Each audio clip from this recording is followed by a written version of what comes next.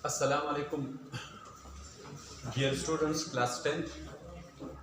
और आज हमारा टॉपिक है, आज हम डिस्कस करने जा रहे हैं एनवायरमेंटल केमिस्ट्री। ठीक है, तवज्जो की ज़रूरत है आप लोगों की, ज़रा तवज्जो के साथ सुने, अच्छी तरह से देखें। इम्पॉर्टेंट है डेली लाइफ में एनवायरमेंटल केमिस्ट्री जो है इसके आपके साथ बहुत वास्ता पड़ता है, और अगर आप इसको अच्छी तरह से पढ़ ले तो बहुत सारी चीज़ों का आप लोगों को पता चल जाएगा। ठीक है, इसलिए मैंने स्टार्ट से ही लिया है। ठीक है, एनवायरमेंटल केमिस्ट्री क्या होता है? देखो, एनवायरमेंट हम कहते हैं हमारे इर्द गिर्द वो जगह जहां हम रहते हैं, जहां हमारे living and non living organism के साथ इंटरेक्शन हो जाता है, जहां हम लाइफ का गुजर बसर करता है, इसको एनवायरमेंट कहते हैं। एनवायरमेंट क्या होता है? हमारी इर्द गिर्द वो जगह जहां हम रहते हैं, जहां हमारे लिविंग एंड नॉन लिविंग के साथ इंटरेक्शन हो जाता है। देखो, आप लोगों का ये एक एनवायरनमेंट बना हुआ है, आप क्लास में बैठे हैं, नॉन लिविंग तुम्हारे चेयर है, तुम्हारे बुक्स है, तुम्हारे ब्लैक ये जो बोर्ड है, वाइट बोर्ड है तुम्हारे, और बहुत सारी दूसरी चीज़ें हैं जिनके बगैर ये आपके कपड़े हैं। ठीक है, आपका छत है, आपकी खिड़कियां है, दरवाज़ा है, लिविंग मैं हो, तुम हो, ये जो चीज़ें है ये एक दूसरे के साथ इंटरेक्शन करते हैं। इसमें यहाँ पर आप देखिए, यहाँ पर ऑक्सीजन है, यहाँ पर कार्बन डाइऑक्साइड है, यहाँ पर नाइट्रोजन है, यहाँ पर अदर गैसेस है, यहाँ पर वाटर वेपर्स बन रहे हैं, बहुत सारी चीजें यहाँ पर मौजूद है। ठीक है, तो इस चीज को एनवायरनमेंट कहते हैं। लेकिन अब अगर एनवायरनमेंट में केमिस्ट्री इन्वॉल्व हो रहा है, किसी एनवायरनमेंट में केमिस्ट्री इन्वॉल्व हो रहा है, तो फिर उसको हम एनवायरमेंटल केमिस्ट्री कहते हैं। समझ नहीं आया? समझ आया? Yes sir. अच्छा, तो समझने की मजीद कोशिश करो। मैं कहता हूं, आप लोगों से यही कहता हूं कि एनवायरनमेंट हमारे इर्द गिर्द के जगह होते हैं। ठीक है, तो मैंने यहां पर लिखा है the branch of chemistry which deal with the study of various chemical substances present in the environment. Environment में जितने केमिकल सब्सटेंसेस पड़े होते हैं उनका मुताला and their good and bad effect on the environment, और एनवायरनमेंट पर इनके अच्छे और बुरे असरात का मुताला। एक एनवायरमेंटल केमिस्ट क्या करेगा? वो जब एनवायरनमेंट में स्टडी करेगा, एनवायरनमेंट में केमिकल सब्सटेंसेस का, केमिकल चेंजेस का स्टडी करेगा, एनवायरनमेंट के कंपोजिशन का स्टडी करेगा, और जब वो स्टडी कर देता है, इसके बाद जो चीज उन्होंने स्टडी किया उनके एनवायरनमेंट माहौल that is in Urdu called माहौल। ठीक है, माहौल पर अच्छे और बुरे असरात जब वो स्टडी करते हैं तो आप समझो कि वो एनवायरमेंटल केमिस्ट है और वो एनवायरमेंटल केमिस्ट्री कर रहा है। ओके, समझ में आया? Yes sir. अच्छा जनाब, थोड़ा सा इस चीज को मैं बना देता हूं, आप जरा देखिए इस चीज को। मैं कहता हूं,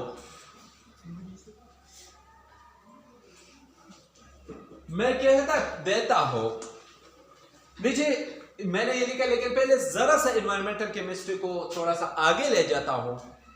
आप देखिए, हमारे ऊपर 12 किलोमीटर के बुलंदी तक आप ले जा सकते हैं, एवरेज 11 होता है। ये अर्थ है, और अर्थ से ऊपर अगर मैं ये कहूं कि यहां तक, ठीक है, ये जमीन से ऊपर, जमीन से लेकर, जमीन के सतह से लेकर ऊपर खिला तक, ये यहां पर गैसेस होते हैं, यहां पर ओजोन होता है। आगे जाके समझाऊंगा, अच्छी तरह से समझाऊंगा। उत्तरी होता है, सारी उर्दू नहीं, उत्तरी होता है। यहां पर ग्रीन हाउस गैसेस है, जिसमें कार्बन डाइऑक्साइड, मीथेन वगैरह शामिल है। ठीक है, समझ आया? जनाब, कहने वाला ये हो कि जरा आप इस चीज को भी देखो, ये मैंने एक्सप्लेन नहीं किया, एक्सप्लेन करूंगा। देखो ऊपर अगर यहां पर let for example carbon dioxide है, मौजूद है, हाँ बिल्कुल मौजूद है। क्योंकि कार्बन डाइऑक्साइड एनिमल जो है कार्बन डाइऑक्साइड का इखराज कर देते हैं।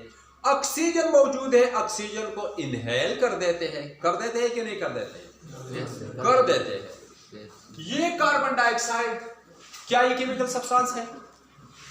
हाँ, क्या ये केमिकल सब्सटेंस है?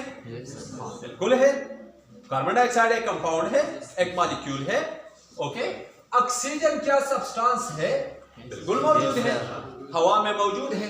नाइट्रोजन क्या सब्सटेंस है? बिल्कुल है, हवा में मौजूद है, बहुत सारा मौजूद है। ये और ये तो बहुत सारा यहां पर मैंने थोड़ा सा बनाया है, बताऊंगा। जनाब थोड़ा सा मैं कार्बन डाइऑक्साइड के बारे में कह देता हूं। जनाब ये तुम्हारा ये बहुत बड़ा पहाड़ है।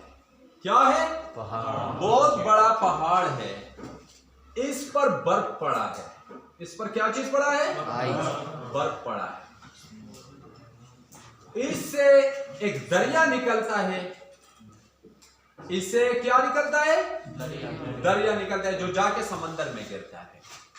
ठीक है, समझ आया? तो जनाब ये कार्बन डाइऑक्साइड क्या कर देता है? सबसे पहले इसके इंपॉर्टेंस पढ़ो। क्या इसके इंपॉर्टेंस क्या है? प्लांट्स फोटोसिंथेसिस के दौरान, अगर आप लोगों को याद है तो फोटोसिंथेसिस में वो क्या करते थे? इसको थोड़ा सा भी खत्म कर देते हैं। जनाब कार्बन डाइऑक्साइड और वाटर को मिला के ग्रीन पिगमेंट क्लोरोफिल की मौजूदगी में, अगर आप लोगों को पहला वाला केस याद है, क्लोरोफिल और सनलाइट की मौजूदगी में, सनलाइट मैंने वैसे आर्टिफिशियल लाइट में भी कर सकते हैं, क्या बना देता था?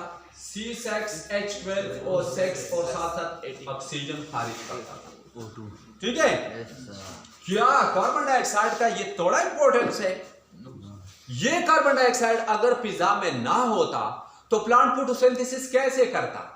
फोटोसिंथेसिस ना होता ना, फिर जब फोटोसिंथेसिस नहीं ना होता तो आप लोगों को तो ये याद है कि सारा लिविंग वर्ल्ड डिपेंड करता है फोटोसिंथेसिस के प्रोसेस पर। तो क्या आप पर असरात पड़ सकते थे कि नहीं? पड़ सकते थे। एनिमल पर भी असरात पड़ सकते थे, बल्कि ना होते, क्योंकि हम जो भी खाते हैं हम फोटोसिंथेसिस का खाते हैं। हम जो भी खाते हैं फोटोसिंथेसिस का खाते हैं, प्लांट्स का खाते हैं। हम हेटेरोट्रॉफ है, वो ऑटोट्रॉफ्स है। प्लांट्स जो होते हैं वो ऑटोट्रॉफ्स होते हैं। ओके, क्या ये कार्बन डाइऑक्साइड का थोड़ा अच्छा असर है? ये बहुत इंपॉर्टेंट असर है जो एनवायरनमेंट में मौजूद है, और हमारे ऊपर इसके बहुत एहसानात है यार। कार्बन डाइऑक्साइड बहुत इंपॉर्टेंट है। इनको हमने इनका वैसे शुक्र तो रब्बिकुमा तो कज़िमन रब का अदा करना चाहिए कि उन्होंने हमें ऐसा एनवायरनमेंट दिया है। ठीक है, लेकिन अब देखो इस कार्बन डाइऑक्साइड का थोड़ा सा बैड इफेक्ट मैं बता देता हूं। ये जब ये ग्रीन हाउस गैस भी है, ग्रीन हाउस गैस का ये बहुत इंपॉर्टेंट असर ये भी है, थोड़ा सा इसका बैड असर भी हो सकता है, उसको जरा पढ़े। ये जो यहां पर ग्रीन हाउस का उन्होंने लेयर बनाया, ओके जी, जब ये कार्बन डाइऑक्साइड इस्तेमाल से ज्यादा हो तो ये ऊपर उठ के यहां पर एक लेयर बनाता है मीथेन के साथ, जिसको हम ग्रीन हाउस लेयर कहते हैं। ग्रीन हाउस गैसेस ये है, ये ग्रीन हाउस लेयर बना देते हैं। ठीक है, ऊपर वाले थोड़ा सा आपको मिटा देता हूं। आप जरा देखें, ये हमारे पास सन है। सन से जो गर्म शुआएं आते हैं, इस लेयर का ये एक असर होता है कि जब ये सन के शुआएं इस पर पड़ते हैं तो ये इजाजत देता है। ओजोन का मैं नहीं कहता, उनके भी अच्छे असरात और बुरे असरात है, वो लेटर ऑन क्लासेस में आ रहा है, लेकिन अभी थोड़ा सा एनवायरमेंटल केमिस्ट्री के साथ रिलेट पढ़ा रहा हूं। ठीक है, एक कार्बन डाइऑक्साइड का मैंने एग्जाम्पल लिया है। तो ये रेज बराह रास्त इससे निकल के अर्थ पर पड़ते हैं। किस पर पड़ते हैं? जमीन। और जब रात हो जाता है, जब रात हो जाता है, सन के शुआए जमीन पर नहीं पड़ते हैं, तो ये कार्बन डाइऑक्साइड यहां से वापस उठ के, सॉरी, ये गर्मी जो सन की गर्मी यहां पर आई थी, ये वापस उठ के ऊपर चलेगा, लेकिन इस लेयर से वापस नहीं जा सकते हैं। ये जो गर्मी है वापस नहीं जा सकती है, तो करेगा क्या? यहां पर रह जाता है इस लेयर में गर्मी का। तो गर्मी का असर फिर कभी नीचे ऊपर, थोड़ा सा सर्दी तो पड़ेगा रात को जरूर, दिन के मुकाबले में सर्दी तो जरूर पड़ेगा, लेकिन इतना ज्यादा सर्दी नहीं पड़ता है। क्यों? अभी इस लेयर ने इस एनवायरनमेंट में इस गर्मी को कांस्टेंट रखा है। अगर ये ना होता, चलो अगर ये ना होता, तो ये गर्मी डायरेक्ट ऊपर उठता, रात को इतना सर्दी हो जाता कि तुम सुकड़ के मर जाते, इतना ज्यादा सर्दी हो जाता फिर। तो ये भी अल्लाह ताला का एक नेमत है जो हमारे ऊपर है, इसका भी शुक्र अदा करना चाहिए। लेकिन जनाब थोड़ा सा आगे बताने वाला है इसके बैड इफेक्ट क्या है। अगर आप बहुत सारा मिसाल के तौर पर आप इन्वायरमेंट में सारे दरख्तों को काट ले, तो अभी कोई दरख्त है नहीं जो कार्बन डाइऑक्साइड को इस्तेमाल करे, कोई नहीं है, तो ये कार्बन डाइऑक्साइड क्या करेगा? ये ऊपर उठेगा और ये इस लेयर को मोटा बना देगा। क्या कर देगा? इसको मोटा कर देगा। अब जब गर्मी यहां पर आ जाता है तो क्या होने वाला है? वापस जब उठेगा तो बिल्कुल, क्योंकि अभी लेयर बहुत ज्यादा मोटा है, बहुत ज्यादा मोटा लेयर है, तो गर्मी बिल्कुल बाहर नहीं जा सकती है। अब नहीं जा सकती है तो क्या यहां पर इंटरप्शन, यहां पर गर्मी ज्यादा बढ़ेगा कि नहीं? जिसे फिर हम ग्लोबल वार्मिंग कहते हैं। गर्मी ज्यादा हो जाएगी, ठीक है, गर्मी बढ़ेगी। तो जो तुम्हारी ग्लेशियर है, ये जो तुम्हारी ग्लेशियर है, इस पर बर्फ पड़ा है, ये बर्फ पिघलेगा, ये बर्फ पिघलेगा, और जब ये पिघलता है तो सैलाब की शक्ल में तुम्हारे दरिया में आ जाता है।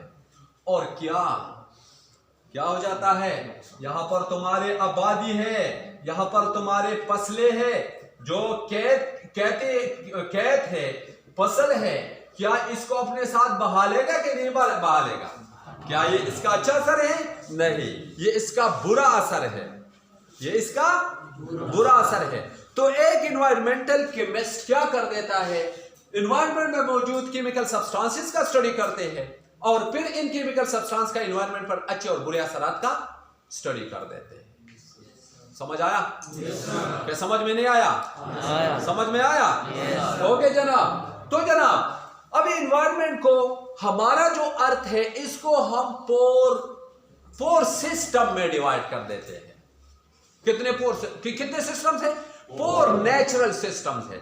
एक तुम्हारे पास है लिथोस्फीयर, लिथियम से लिखा है, जो साइल है तुम्हारा, जो साइल है, जो सरफेस है, सतह जमीन का सरफेस जो है, इसको हम क्या कहते हैं? लिथोस्फीयर कहते हैं। जनाब ये थोड़ा सा पढ़े, ये तुम्हारे पास है जमीन, ये जो साइल है, अर्थ और साइल में फर्क क्या होता है? अर्थ सारा के सारा ऊपर सतह से लेकर नीचे तक, जहां जितने आप जा सकते हैं नीचे, ये सारा के सारा अर्थ है। लेकिन ये जो तुम्हारा साइल है, तो जो ऊपर हमवार जगह है, ऊपर जगह है, इसको हम साइल कहते हैं, ठीक है। तो जनाब लिथोस्फीयर हमारे पास, ये जो साइल वाला जगह है, इसको हम लिथोस्फीयर कहते हैं। इसके बाद हाइड्रोस्फीयर, फिर तुम्हारे समंदर का जगह आता है, समंदर का नंबर आता है। समंदर भी है ना, पानी है जमीन पर पानी है क्या? नहीं है। तो समंदर को हम क्या कहते हैं? हाइड्रोस्फीयर।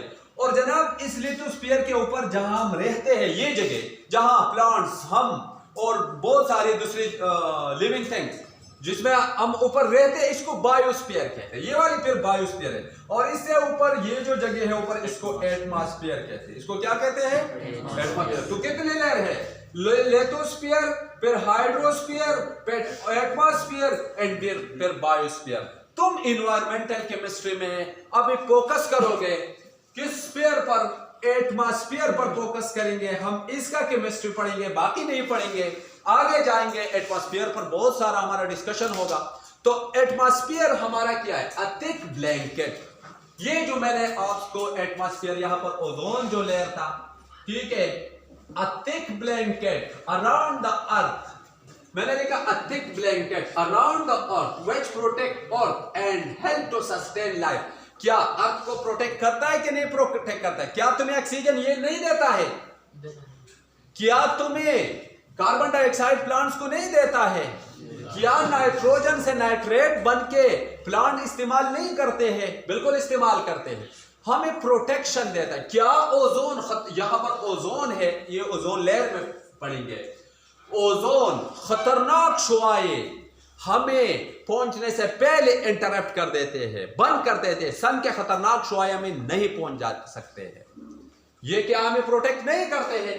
तो ये आपको प्रोटेक्ट करता है और हमारा लाइफ यहां पर पॉसिबल हुआ है, वरना लाइफ पॉसिबल ना था। अगर ये एनवायरनमेंट ना होता तो हमारा इस दुनिया पर जिंदगी नामुमकिन, इस जमीन पर जिंदगी जैसे कि दूसरे प्लैनेट्स है उनकी तरह जिंदगी फिर नामुमकिन हो जाता। ओके जनाब, life on earth is called atmosphere. अब इस एटमॉस्फेयर में याद रखो सबसे ज्यादा तुम्हें जो चीजें मिलने वाले हैं वो नाइट्रोजन और ऑक्सीजन है। आप देखो जरा, मैंने यहाँ बनाया है, यहाँ पर अगर आप लोगों को याद है तो आप लोगों ने 78% आप लोगों ने क्या यहाँ पर नाइट्रोजन होता है और 21% तुम्हारा क्या होता है? ऑक्सीजन होता है। ये जो बाकी 1% है, ये जो बाकी 1% है, ये दूसरे गैसेस है जिसमें अर्गॉन, जिसमें अर्गॉन और साथ साथ वाटर वेपर्स होते हैं, दूसरे ट्रेसर एलिमेंट्स है, डस्ट पार्टिकल है। डस्ट है कि नहीं? हवा में डस्ट होता है, ठीक है। तो ये हमारे पास the major constituent of atmosphere is N2O2 while the minor constituent or carbon dioxide, argon and some other tracer element like water vapor etc and dust particle etc। Atmosphere में सबसे ज्यादा नाइट्रोजन तुम्हें मिलेगा, इसके बाद तुम्हें ऑक्सीजन मिलेगा, इसके बाद ये जो ट्रेसर एलिमेंट है माइनर क्वांटिटीज है, कार्बन डाइऑक्साइड भी है, आपको मिलेगा एटमॉस्फेयर में। ये जो नोबल गैसेस है, helium, neon, argon, krypton, xenon, radon, जिसमें आर्गन फिर ज्यादा है। इसके अलावा तुम्हें वाटर वेपर्स मिलेगा, इसके अलावा तुम्हें डस्ट पार्टिकल मिलेंगे, बहुत सारी दूसरी माइनर चीजें हैं जो तुम्हें इन्वायरमेंट में मिलने वाले हैं। समझ में आया? क्लियर कहते हो? कोई क्वेश्चन तो नहीं है इसके रिलेटेड? No sir. बहुत सारा हमने आगे जाना है इसका। ये जो तो सिर्फ इंट्रोडक्शन था इन्वायरमेंटल केमिस्ट्री के साथ। आगे जाएंगे इंशाल्लाह, आपने घर में जाके इस टॉपिक को आगे ले जाना है। फिर जब कल हम पढ़ेंगे तो आप लोगों को अच्छी तरह से इसका समझ आएगा। तो इंशाल्लाह कोई मसला हो तो कमेंट सेक्शन में आप आके मुझसे पूछ सकते हैं, आंसर देने की कोशिश करूंगा। और अगर वीडियो अच्छी लगी तो चैनल को भी सब्सक्राइब करें और साथ साथ घंटी का बटन भी दबाइए ताकि आप लोगों को हर वीडियो के अपडेट्स मिलते रहे। Thank you, see you next time. अस्सलाम वालेकुम।